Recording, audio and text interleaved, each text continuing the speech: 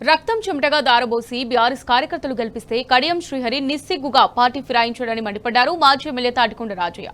470 కోట్లతో అయిపోయే ఉప్పుగల్ కెనాల్ పనిని కమిషన్ కోసం 1100 కోట్లకు పెంచాడని విమర్శించారు. క్షమాపణ చెప్పాలని డిమాండ్ చేశారు. ఫిరాయించిన సీట్లలో ఉప ఎన్నికలు ఖాయమన్నారు రాజయ్య.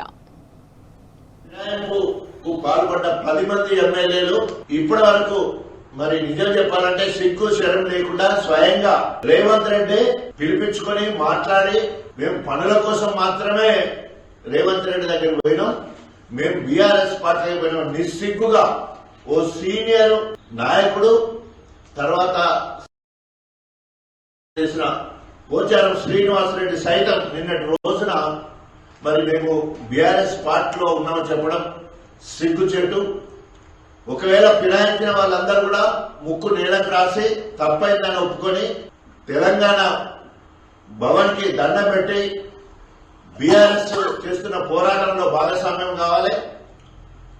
కాంగ్రెస్ పార్టీ ప్రజా వ్యతిరేక విధానాల మీద పోరాటానికి సిద్ధం కావాలని చేసి డిమాండ్ చేస్తూ కేసీఆర్ గారికి ప్రత్యేకంగా క్షమాపణ చెప్పాలని కూడా డిమాండ్ చేస్తా ఉన్నాం. ఏ విధంగానైతే ఓటుకు నోటులో రేవంత్ రెడ్డి దొరికిందో అట్లా ఇద్దరు ఎమ్మెల్యేలు రెడ్ హ్యాండెడ్ గా దొరికింది. ఒకటి దానం నాగేందర్, రెండోది కడియం శ్రీహరి గారు. ఇప్పటి కూడా తెల్లారేస్తే కడియం శ్రీహరి మరి కాంగ్రెస్ కండు వేసుకుంటున్నాడు.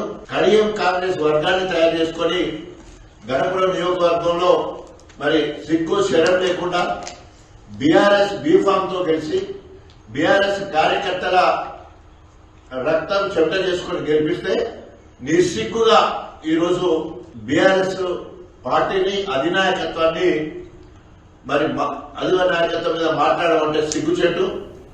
తిన్నింటి వాసాలు లెక్క పెట్టడంలో కడియం శ్రీహరి దిట్ట.